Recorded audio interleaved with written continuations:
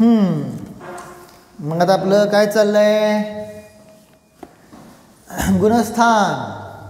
गुणस्थान झाले का पक्के? किती गुणस्थान बघितले दुबईला?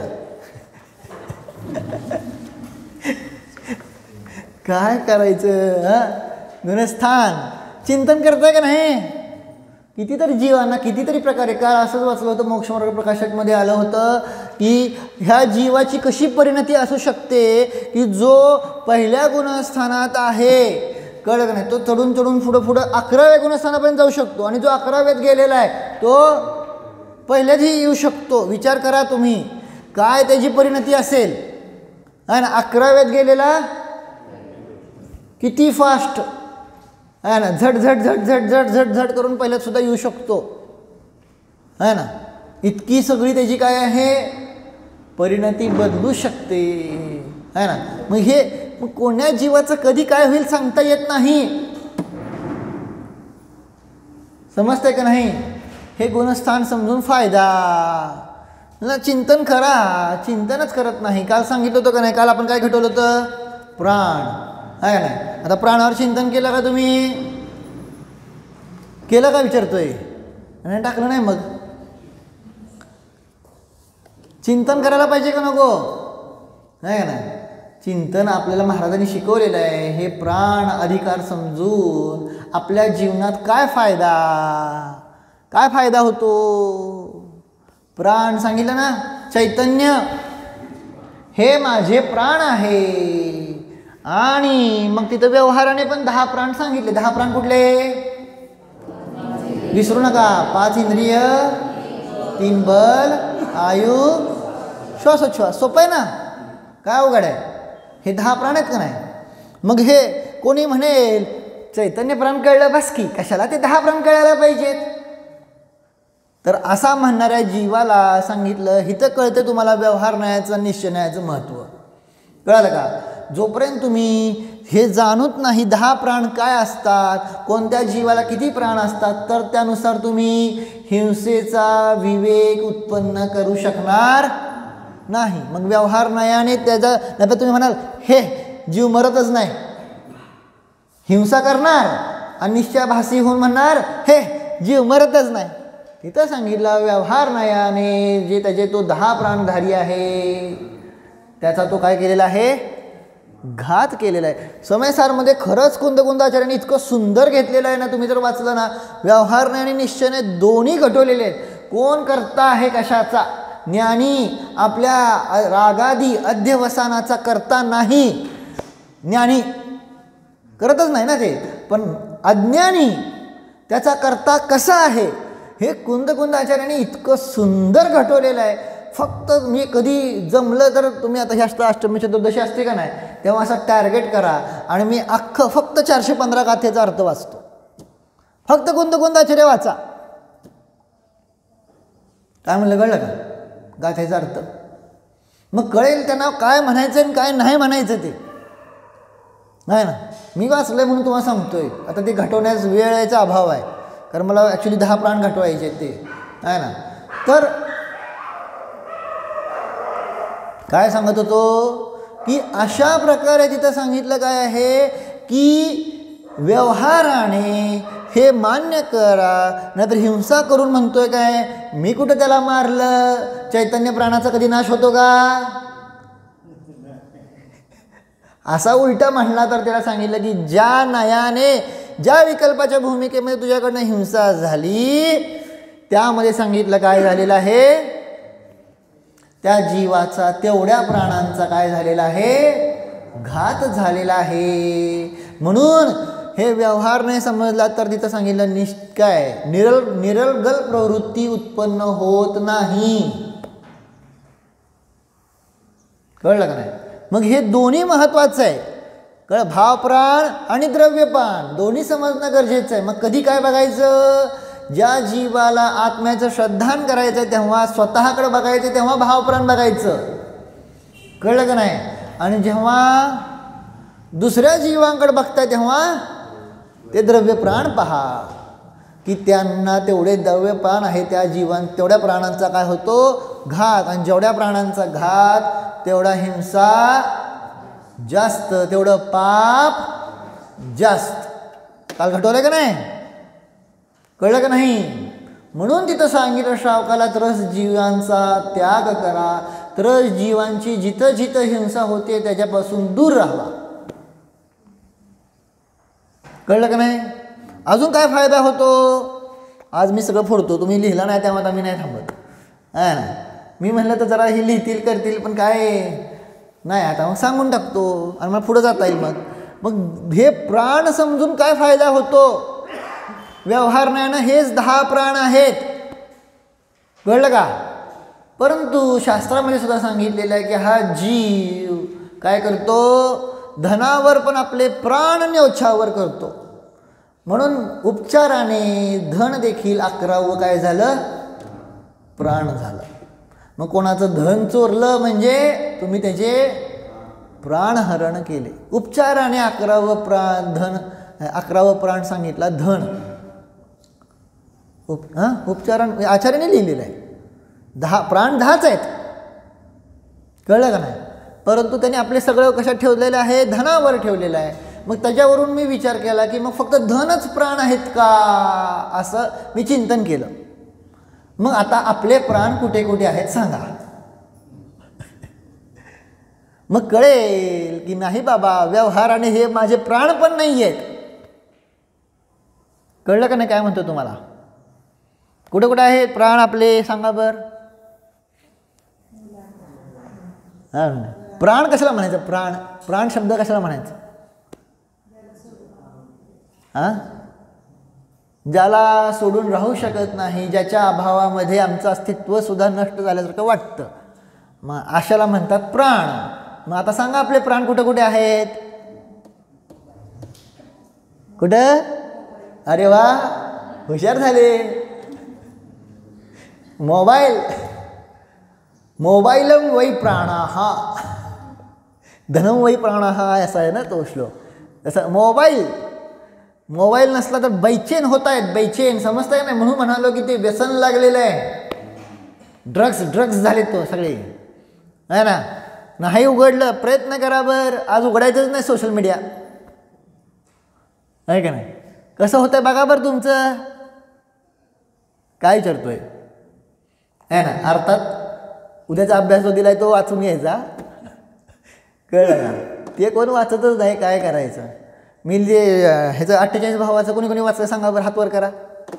48 भावाचं एक PDF पाठवलं आहे ग्रुपवर. किती जणांनी वाचलं? एवढा एकच प्रश्न विचारला आहे मी फक्त. किती जणांनी वाचलेला आहे हात वर करा, पुरुष असो तो महिला असो. एक मम्मीनं फक्त वाचलं बघा, बाकी काही नाही. मला तीच अपेक्षा होती. म्हणलं कोण, मला माहिती आहे सामान्य लोकांना नाही वाचणं होणार हे मला, त्यामुळे मी त्यांना अपेक्षा बी करत नाही आहे. पण जो विशेष अभ्यासुक आहेत म्हणलं ते वाचतील. काय करावं, कसं करावं, अवघड आहे. जाऊ द्या, तुमचं नशीब. आता मी पुढं नाही काय विशेष पाठवणार. थोडं विशेष कायदा पाठवलं म्हणलं जरा करतील जिज्ञासू जीव, आहे का नाही? कारण प्रवचनात घेतलं होतं ना, माझ्याकडनं चूक झाली होती. सांगितलं होती की 48 भाव असतात मनुष्याचे, पण ते सांगितलं की ते होत नाहीत सिद्ध. मग कशावर न सिद्ध होत नाही तो लेख मला मिळाला होता. त्यामुळे मला वाटलं की आपण काय करावं, पाठवावं. आणि ते प्रवचनात सांगितलं होतं, पण त्याचं एक्सप्लेन करू शकत नाही प्रवचनात. पण जे विशेष बुद्धीवाले जीव आहेत त्यांनी वाचतील असा एक थोडासा काय होता, अपेक्षा होती. जाऊ द्या, आता पुढं ती पण अपेक्षा नाही. आता मी काय नाही तसलं पाठवत. साडा तसं बसा तुम्ही आपलं तीच म्हणा, आपलं तेवढंच 10 प्राण 14 गुणस्थान 14 मार्गनस्थान. जरा वरचं काहीतरी थोडंसं पाठवलं होतं. ठीक आहे, सामान्य ज्यांना कळत नाही त्यांना मी अजिबात तो आग्रह नाही केला. तिथं म्हणलं नाही ते वाचा, म्हणजे तिथं लिहिलं स्पष्ट. पण ज्यांना आहे तो क्षयक्षम ॲटलिस्ट त्यांनी तर वाचणं आवश्यक होतं. कन्सेप्ट दूर होईल 48 भावाचा, एवढाच अभिप्राय होता. असे झाले सगळे, आहे ना. स्टेटस बघा, स्टेटस लगे बघायला असतात सगळे. त्याला वेळ असतो स्टेटस बघायला, आहे का नाही? परंतु आपला स्टेटस बघा, आपली पर्यायगत योग्यता बघा. आपलं काय वेळ चालला आहे, आपला उपयोग कुठं चालला आहे हे बघा ना. तर मग ते सांगितलं काय आहे, काय विषय चालला तर प्राण. मग ते सांगितलं मोबाईल आहे का नाही, मोबाईल आपले प्राण झाले. अजून कुठं कुठं प्राण आहेत, पण ते सगळं वाटतं की हे माझे प्राण आणि हे नसलं तर मी मरतो. सोशल मीडियाच्या द्वारे इतके ॲडिक्ट झालेत. मला काय करा, काय लाईक करा, हे करा, कोण बघत नाही, अशी लोकांनी आहेत सुसाईड केली. अरे नाही झालं तर नाही झालं, मरतोय, त्यात आपले प्राण आहेत. काय करतोय मी, तुम्हाला नाही, मी माझं घडवलंय आहे ना. नाहीतर नाही, आपल्याला काय. आचार्यांनी ग्रंथ लिहिला, कळालं का नाही. ज्यांनी नाही वाचला त्यांना आचार्यांना काय दुःख आहे. भगवंतानी दिव्यध्वनीत उपदेश केला, ज्यांनी नाही ग्रहण केला, नाही ऐकला, भगवंतांना दुःख आहे का नाही. तसं आपलं कोणी नाही बघितलं, नाही तर नाही, कळलं का नाही. आपलं काय झालं, आपल्याला विकल्प होता तेवढा विकल्प आपण तेवढा पूर्ण केला, बस. त्याच्या पुढची जबाबदारी आपण घ्यायची नाही. बघा, नाहीतर नका बघू, लाईक करा, नाहीतर नका करू, काय करायचं ते करा, आमचं काय मरतंय काय. म्हणजे मरतंय म्हणजे थोडा कठोर बोललो, त्यात आपले प्राण आहेत का. कारण हे सोशल मीडिया तसलं सांगतंय. काय सांगतंय, काय सांगतंय, लोक मला वाह केले पाहिजे. आणि त्यासाठी मग ही काय झालेलं आहे, इतक्या खालच्या स्तराला जाऊन बसलेत, आहे का नाही. झालंय का नाही. सांगतात एक असाच मी पॉडकास्ट ऐकला होता, त्यामध्ये सांगितलं होतं की जे दिवसेंदिवस असं होत चाललंय काय, आपल्या शीलाचं काही सुद्धा किंमत नाही राहिली. शील भ्रष्ट झालेत लेडीज, समजलं का नाही. आणि त्याशिवाय लाईक मिळत नाहीत, व्ह्यूज मिळत नाहीत, कळलं का नाही. आणि पुरुष इतके काय म्हणतात ना, खालच्या स्तरातले शब्द वापरतात फेमस होण्यासाठी, कळलं का नाही. इतक्या काय म्हणतात हीन दर्जेचं हे झालेलं आहे. आणि त्याशिवाय अटेन्शन मिळत नाही त्यांना, असं वाटायला लागलं आहे ना. मग ठीक आहे, हे सगळं चुकीचं आहे मला ना, चुकीच्या मान्यता, चुकीचे, ह्यातनं नुकसान तुमचं होणार. आणि असलं लोकांचं बघूनच आपल्याला वेळ लागलं आहे ना. दुसऱ्याचं बघूनच तुम्ही तसलं बदलायला लागला का नाही सांगा बरं. स्टेटस पण तुम्ही कशामुळे ठेवायला लागला, दुसऱ्याचं बघून ठेवायला लागला का नाही. काय करतोय है ना. सगळं तसलं फोटो काढणं, तसलं पार्टी करणं, तसलं वागणं, तसलं राहणं, हे सगळं प्राण समजायला लागला. ह्यामध्ये माझे प्राण आहेत.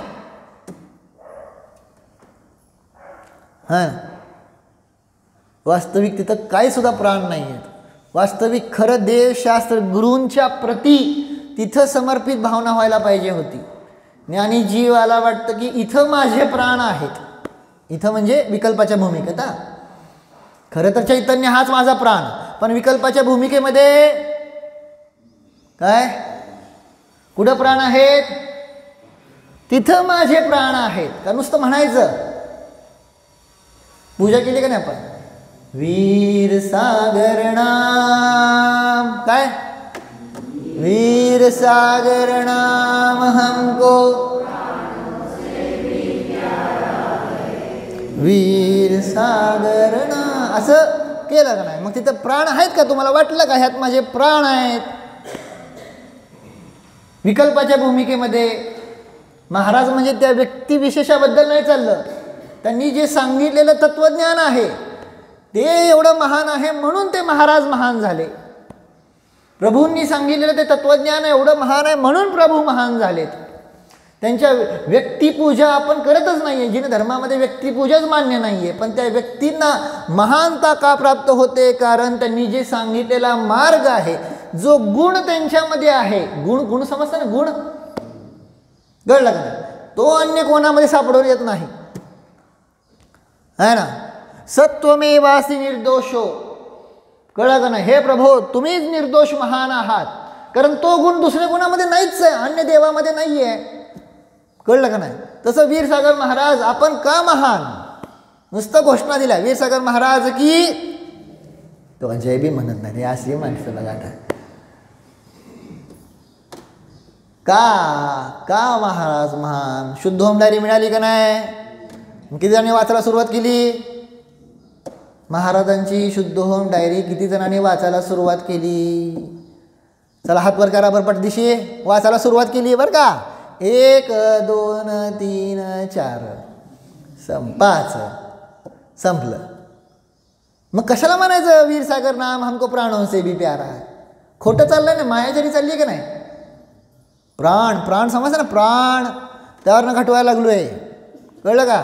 हे प्राण समजून आपल्या जीवनामध्ये हा उपयोगी आम्ही आता तिथं असं हे देतच नाही. म्हणून तर तिथं त्या जीवाला जो आत्महत्या, काल गोष्ट सांगितली ना, आत्महत्या करायला चाललेला कोण? वसुदेवाचा पूर्वभाव आहे का नाही? काय नाव ग? निर्नामक मुनीच राज झाले, ते निर्नामक त्यांचं नाव ठेवलं असं. तर ते जे मुनी होते त्यांना काय संबोधन केलं? त्यांना जे सांगितलं ते नीट ऐका, जे आजकाल आपल्याला खूप गरजेचं आहे. कळलं का? आपल्याला वाटतं काय नाही नाही, तर सांगितलं की तुम्ही आत्महत्या करून तुमचे कर्म दूर होणार का? कळलं? आपल्याला काय वाटतं, मला ह्याच्यापासून त्रास होतो, मी ह्याच्यापासून दूर होतो. त्या व्यक्तीपासून दूर झाला, पण त्या कर्मापासून, ते कर्म तर तुम्हाला फेडायला लागणार का नाही? आणि जे फेडायला लागतं ते कर्मच फेडतोय. कळलं का काय म्हणतोय ते? काय फेडतोय? कर्माचं फळच फेडतोय का नाही? जे बांधलेलं आहे तेच फेडतोय. मग कोणा व्यक्तीपासून दूर झाला किंवा कुठल्या वस्तूपासून दूर झाला म्हणून तुमचं दुःख संपलं असं चुकीचा भ्रम आहे. कळलं का नाही काय म्हणतो तुम्हाला? हां, असंच झालं ना. सगळ्यांना असं वाटतं काय, माझी भांडणं होत आहेत, यांच्यापासून दूर राहतो. नाही, दूर राहावा की काय अडचण नाही, पण दूर राहून कर्म तुमचे दूर व्हायला पाहिजेत का नको? हां, कळते का? कर्मापासून दूर को हे काय वाटतं की हे मला त्रास देतात, ह्यांच्यापासून दूर. आता पटत नाही, 2 भावाचं, 2 जावांचं, अजून कुणाचं? एवढंच काय, नवरा बायकोचं पटत नाही म्हणलं की दूर. आणि दूर व्हा, पण कर्म तुमच्यापासून दूर होणार का? जो संयोग आहे तो कर्मोदयवश आहे की नाही? आहे की नाही? कर्म ते तुमचं कर्म तुम्हालाच भोगावं लागणार, ह्या नाही त्या रूपात. कळलं का नाही? ह्या व्यक्तीकडनं नाही भोगला काय, मग दुसऱ्या रूपानं भोगावं लागते, पण भोगावं लागते का नाही? म्हणून तिथे सांगितलं की हिथं कुठंही आपले प्राण नाहीत. चैतन्य हाच माझा काय आहे? प्राण आहे ना. आणि व्यवहाराच्या भूमिकेमध्ये दशप्राण. समजलं का नाही? हा फायदा. अजून काय फायदा होतो आता मी तुम्हाला हिंट दिली आहे. आता तुम्ही तुमचं डोकं चालवा. कळलं का नाही? काल असंच वाटलं ना, काय 10 प्राणावर काय सांगणार, म्हणून मी आज सगळं एवढं 15 मिनिटं घालवले त्यासाठी. काय आता लावा तुम्ही उपयोग तुमचा, की तुम्ही कुठं कुठं तुमचे प्राण टाकून दिलेले आहेत. आणि तेवढं फक्त लिहा व्हॉट्सअपला, काय इथे माझे प्राण नाहीत. नाहीत म्हणा की जिथं मी मानून बसलो होतो इथे माझे प्राण नाहीत. आहे ना. कुठंही असेल, कुठल्याही क्षेत्रात असेल, उद्याच्याला वाटेल काय हे बोलायला मिळते, हे माझे प्राण नाही तर नाही. कळलं ना काय म्हणतो तुम्हाला? वाचायला मिळतंय किंवा जे काय असेल XYZ, तो विषय नाही आहे. सगळीकडे तसंच आहे ना. अशा प्रकारचं दिसून येतं, म्हणून तर ते घटवलेलं आहे. असू द्या. म्हणजे हे सगळं हे माझ्या प्राण नाही आहे, म्हणून तर तुम्हाला असं झालं आहे. आता दिसून येतं सोशल मीडियावर, मी नाव नाही सांगत, आहे ना. त्यामध्ये काय होतात की एक संघ आहे, त्या संघातल्या 2 जीवांचा वाद चालला आहे. कशावरनं वाद चालला आहे? काय वाद चालला आहे? मी पंचकल्याण करणार किंवा मी हे करणार, प्रतिष्ठा करणार किंवा मी काय हे करणार वगैरे वगैरे, आहे ना. माझं हे इथं प्राण आहेत का आपले? हे सगळ्यासाठी आपण नाही आहे. इथं आपले काही प्राण नाही. विकल्पाच्या भूमिकेत करतोय बास. ह्याच्या पुढं अजिबात त्रास घ्यायचं काय कारण नाही, आहे का नाही. चला ओम. तर मग झाले प्राण, समजलं, पक्का झाले. आता पुढं जायचं. आता काय आहे पुढं? संज्ञा. संज्ञा किती प्रकारच्या? पहिल्यांदा संज्ञा म्हणजे काय तिथं लिहिलेलं आहे, पान नंबर 72, कुणाकडे 74 बघून घ्या पडदिशी. फोटो पाठवलेला आहे. संज्ञा म्हणजे काय? संज्ञाचं लक्षण सांगितलं वांछा. थोडक्यात एक शब्दात सांगायचं म्हणलं तर लिहिलेलं आहे, चार्ट आहे पुस्तकात बघा, पान नंबर 72 किंवा 74. सापडलं? मार्गणा महाधिकारचं मागचं एक पान आहे. तर त्यामध्ये सांगितलं संज्ञा म्हणजे वांछा, जिससे संश्लेषित होकर जीव इस लोक में दारुण दुःख को प्राप्त होता है वह संज्ञा है.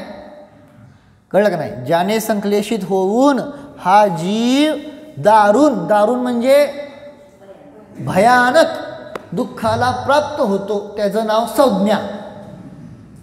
कळलं का नाही?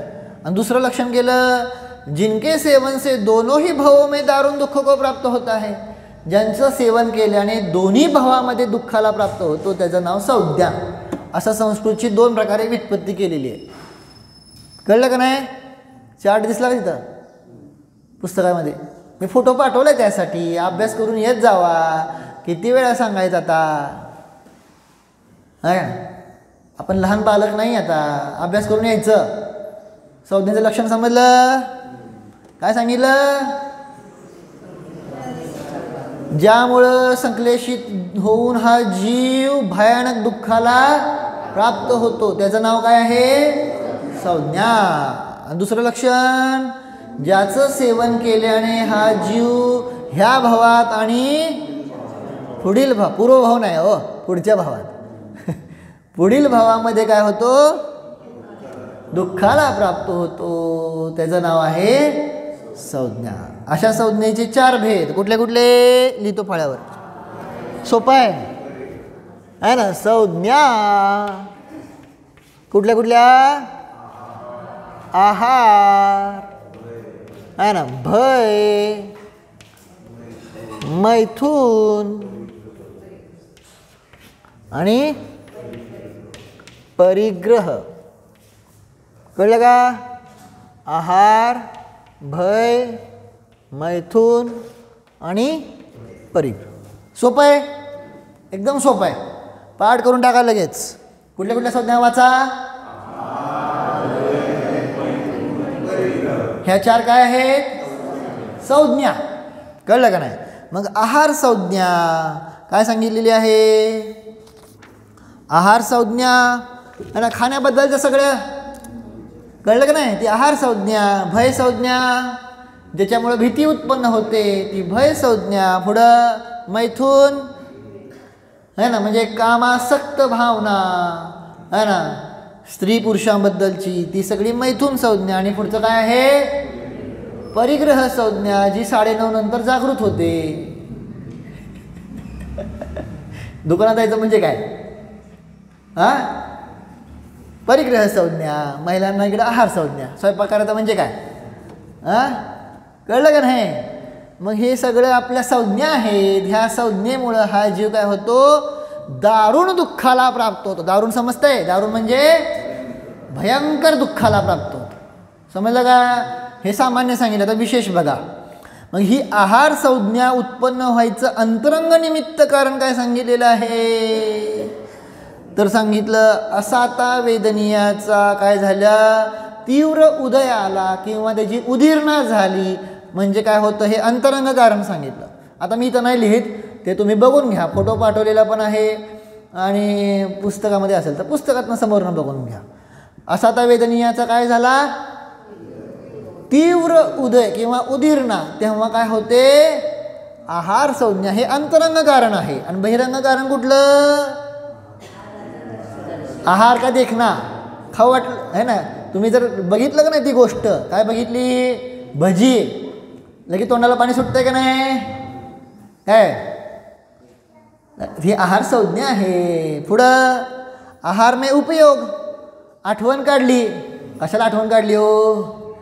आता आम्हाला खायला लागतंय, आहे का नाही? मग ते त्याचा तोंडाला पाणी सुटलं किंवा त्याची कथा सुनना, याद करणं म्हणजे आहारामध्ये उपयोग गेला. आणि पुढं सांगितलं, पेट खाली होणं. भूक कधी लागते? पेट रिकामं झालं, पोट रिकामं झालं का नाही? मग ही त्याची बहिरंग कारणं सांगितली. सोपी आहेत का नाही? कळायला अवघड आहे का? मग लक्षात पण ठेवा, म्हणजे ज्या ज्या सोप्या जीवांना सांगतोय आहे ना. अवघड नाही कळायला, त्यामुळे लक्षात ठेवायला पण अवघड नाही. काय काय सांगितलं सांगा. आहाराचं अंतरंग कारण असा आता वेदनीयाचा तीव्र उदय अथवा उदीर्ण. बाह्य कारण पदार्थांचं दर्शन, त्याचा उपयोग जाणं आणि पोट रिकामं असणं. आपल्या भाषेत झालं ना, सोपं. मी गुणस्थान आत्ता नाही, नंतर घटू, उद्या घटू. पुढं भय. भय संज्ञा आहे का नाही, त्याचं अंतरंग कारण काय आहे. भय कशायाचा तीव्र उदय अथवा उदीर्ण आली. तीव्र शब्द का वापरला, तेव्हा घाबरताना, नाही तर मंद उदय तर चालूच असतो, कळलं का. परंतु तीव्र जेव्हा उदय आला तेव्हाच काय झाली, भीती वाटली आहे ना.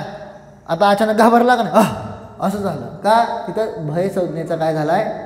आणि कोणी तुम्हाला दचकवलं पण तरी सुद्धा तुम्ही घाबरला नाही का,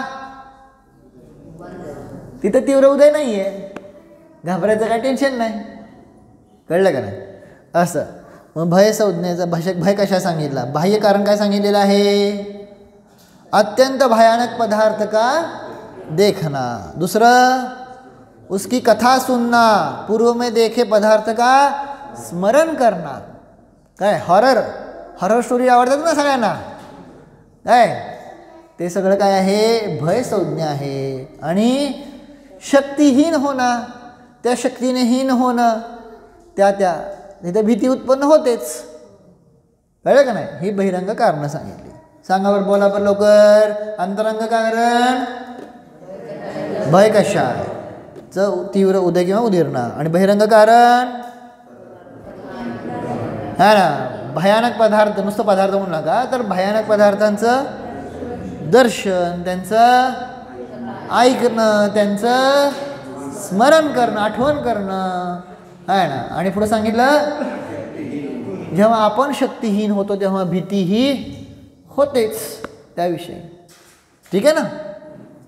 पुढं मैथुन संज्ञा आहे ना, त्याचं अंतरंग कारण काय सांगितला, वेद कषायाचा तीव्र उदय अथवा उदीर्ण असताना काय होते, मैथुन संज्ञा जागृत होते. बहिरंग कारण काय होतं, काम उत्पन्न करणाऱ्या अशा गरिष्ठ पदार्थांचं भोजन. पुढं काय केलं, काम कथा ऐकल्या है ना, अब्रह्माच्या सगळ्या गोष्टी ऐकतो, तसलं लव स्टोरी, लव सॉन्ग ऐकतो, कळलं का नाही. पुढं नाटक आधी सुनना, ते सांगितलं, नाटकं ऐकायची आणि नाटकं करायची, कळलं का नाही. हे सगळं काय आहे, मैथुन संज्ञेचं बहिरंग कारण. पुढचं तिसरं सांगितलं काय, पूर्वी भोगलेल्या काम विषयाधिकांना आठवण करणं. पूर्वी आम्ही कसं मस्त भोगत होतो, जब हम काय जवा होंगे, असं कुठलं तर गाणं आहे ना पिक्चरचं, मला नाही पुढचं गाणं माहीत, मला त्याचं धार्मिक गाणं माहिती आहे. जब हम बूढ़े होंगे दर्द से जुड़े होंगे, दवाइयों को याद करेंगे, पैसे बर्बाद करेंगे, असं त्याचं धार्मिक गाणं आहे. मला धार्मिक गाणं पाठ आहे ना. तर सांगायचा अभिप्राय, मग पूर्वी भोगलेल्या काम विषयाधिकांना काय करणं, स्मरण करणं आहे ना. हे सुद्धा काय आहे, मैथुन संज्ञेचं बहिरंग कारण सांगितलं. पुढं शेवटचं सांगितलं, कुशील पुरुषांची संगती गोष्टी आधी करणं, कळलं का. T V, serial, mobile, reels, काय स्टेटस, सगळं कुशीलतेचं प्रदर्शन आहे ना. म्हणून मी तर अजिबात स्टेटसच बघत नाही, कोणाचंच बघत नाही आहे ना. खरं सांगतो, चुकून कुठं झालं असेल तर झालं, नाही तर अजिबात नाही. काय मला माहिती काय नाही तिथं भरलेलं, सगळं काय आहे मैथुन संज्ञाच आहे. आहार संज्ञा एक तर आज आमच्याकडे हे बनवलंय आहे का नाही, नाहीतर आम्ही इकडे चाललो, नाहीतर मैथुन संज्ञा सगळ्याचे तसले फोटो आहे ना. काय ना, नाहीतर परिग्रह संज्ञा काय भरलेलं आहे, भरलंय काय, दुसरं काहीच नाही. म्हणून सांगायचा अभिप्राय काय आहे की हे सगळं सारखं चालू आहे, आपलं सारखं चालू आहे ना. मग वाचा काय अंतरंग कारण. अंतरंग वेद कशायाचा. हां, नुसतं वेद कशा म्हणू नका, त्याचा तीव्र उदय किंवा उदीर्ण. उदीर्ण म्हणजे उदयच असतो, ते फक्त भरदिशी आलं एवढंच आहे ना. पुढं बहिरंग काय. तसलं गरिष्ठ काम सेवन उत्पन्न होईल असलं गरिष्ठ खायचं आहे ना. दुसरं त्याची कथा ऐकणं पाहणं वगैरे. पुढं तिसरं त्या भोगांचं स्मरण करणं आहे ना. आणि चौथं कुशील पुरुषांची संगती गोष्टी करणं. हे सगळं काय आहे, मैथुन संज्ञेचं बहिरंग कारण. पुढं लास्ट परिग्रह संज्ञा. अंतरंग कारण लोभ कषायाचा तीव्र उदय अथवा उदीर्ण. सारखी चालू आहे का नाही. कोणी पण आलं तर, बारका पोरगा जरी आला तरी काय शेठ बोला. आता बारक्या पोराला तुम्ही शेठ काय म्हणता. बारका पोरगा जरी तुमच्या दुकानात काय तर घ्यायला आलं तरी त्याला तुम्ही किती रिस्पेक्टनं बोलता. का बोलता. लोभ कषायाचा तीव्र उदय आहे, उदीर्ण झाले आहे ना. त्याच्याकडनं प्रयोजन आहे म्हणून बारक्या पोराला पण एवढं काय गोड गोड बोलता. मालक आहे ना, बोलता का नाही आहे ना. अजून काय म्हणता, काय काय बोलता तुम्हालाच माहीत. चला बाह्य निमित्त. भोगोपभोग के साधनभूत धन धान्य आदि बाह्य परिग्रह रूप उपकरण को देखना है ना. भोग उपभोगाच्या गोष्टी बघायच्या. बघितलं की लगे विंडो शॉपिंग केलं की लगे वाटतं काय हे घ्यावं ते घ्यावं. मोबाईलवर हे बघितलं की लगे काय वाटतं हे घ्यावं ते घ्यावं. वाटतं की नाही वाटत. खरं खरं सांगा. हां, हे सगळं परिग्रह संज्ञा. हां, कुठली वस्तू पहिली लगी घ्यावी वाटती. कशाला, काय गरज आहे का. आणि ते पण मग सगळे हुशार असतात, तुम्हाला पण सारखं तसलंच दाखवतात. नाही ना, बघा तुम्ही ते सोशल मीडिया तसलीच हुशार झाली. पुढं काय सांगितलं. धनाधिक्की कथा सुनना आहे का नाही. पैशाच्या सगळ्या गप्पा ऐकायच्या मग भारी वाटतं. पुढं पूर्व मे भोगे हुए पदार्थों का स्मरण. परिग्रह आमच्याकडे असला होता, पूर्वी असलं होतं, तसलं होतं काय. आणि परिग्रह अर्जन की तीव्र वृद्धि के भाव होना. पैसे कमवायचा तीव्र आसक्ती. आणि त्या आसक्तीमुळं आम्ही आमचं शरीर काय, आमचा परिवार काय, आमचं आयुष्य सगळं काय घालवतोय, वाया घालवतोय. बरोबर का नाही सांगा. हां, शरीराकडे लक्ष आहे का. व्यायाम करता का. काय नाही है ना, व्यायाम नाही. परिवाराकडे लक्ष आहे का. आपला परिवार कुठं वाहत चाललाय, कसा घसरत आहे, काय नाही. त्यांना काय संस्कार करायला पाहिजेत, काय नाही आहे ना. आणि तिसरं काय सांगितलं होतं. शरीर, परिवार आणि तिसरं आयु. तुमचं आयुष्य नष्ट व्हायला लागले आहे ना. एवढी पण आसक्ती नको. मान्य आहे गृहस्थ आहात, कमवायला लागतंय, पण त्यासाठी इतकी पण आसक्ती नको. कळलं का नाही. त्या परिग्रहासाठी तर तुम्ही ध्यान सोडून उडून जाता का नाही काय. आणि त्या परिग्रहातच झाला किडा तर खोटं आहे का खरं. खरं आहे का नाही गोष्ट. ते मुनिराज होते, मुनिराज. तुम्ही काय घेऊन बसला श्रावक. ते मुनिराज कशात आसक्त झाले. ते खरबूजवाले तर आहेच आहे, ते आहार संज्ञा झाली. आता मी परिग्रह संज्ञा सांगतोय है ना. त्या पिंछीमध्ये आसक्त झाले, मुंगूस बनले, मुंगूस. पुढचा भाव. मग त्या महाराज दुसऱ्या महाराजांनी म्हणजे काय हे मुंगूस. पहिल्यांदा वाटलं वा मुंगूस आहे ना, काय करते पिंचीकडे येते, त्याला दीक्षा घ्यायचे भाव असतील. नाही, त्यांना डाऊट आला. तर त्या मुंगुसामध्ये काय होतं, एक रत्न होतं. आणि त्या महाराजांनी आपल्या अवस्थेमध्ये ते रत्न त्या पिंचीमध्ये लपवून ठेवलं होतं. आणि त्याच्या परिणामामुळे ते मुंगूस बनले. कळलं का. मग ज्या परिग्रहासाठी तुम्ही उठून जात आहात ते परिग्रह तुम्हाला नाही खड्ड्यात नेलं तर सांगा माझं नाव. कळलं का? खड्ड्याच्या आत्ताच तुम्हाला आत्ता ह्या भावात तुम्हाला दुःखाला कारण ठरणार. ज्या परिग्रहासाठी तुम्ही स्वाध्यायाचा, पूजेचा, धर्माचा त्याग करता ती गोष्ट तुम्हाला रडवून सोडणार. कळलं का? लिहून घ्या. नाही रडवलं तर, ज्याच्या मोहासाठी तुम्ही गेला ते मोह तुम्हाला नाही रडवला तर सांगा मला. है ना? रडवतेच बघा, असं आहे, कर्म तसं बांधलेलं आहात ना.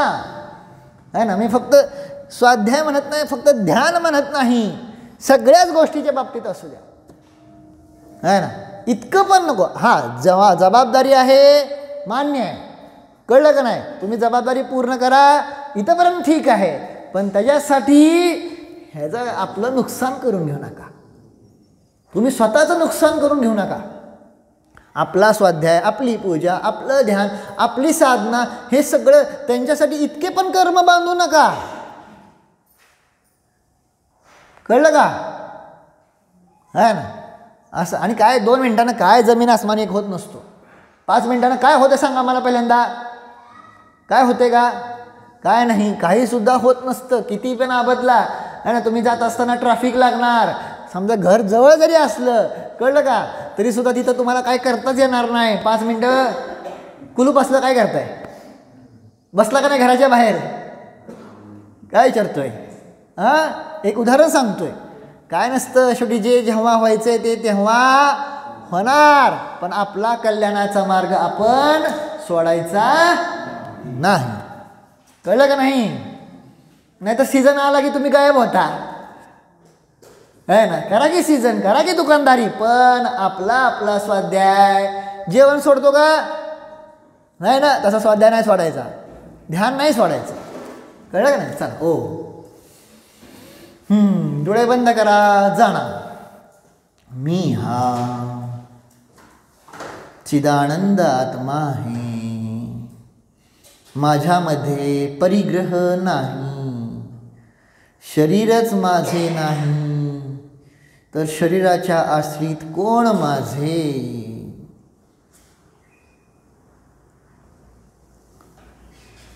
परिग्रहाने रहित, परिग्रहाच्या आसक्तीने रहित मी आहे, आहे, आहे. मी परिपूर्ण आहे, मला परिग्रहाची चिंता नाही. माझ्यामध्ये आहार, भय, मैथून, परिग्रह नाही.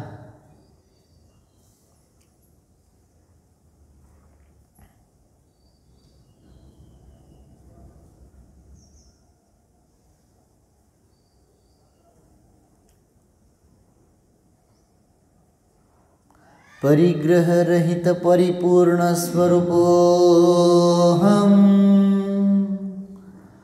आहार रहित निराहार स्वरूपोऽहम्,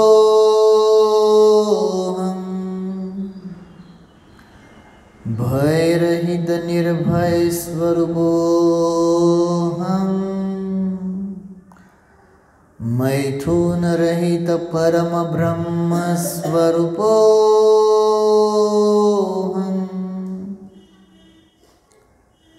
ओम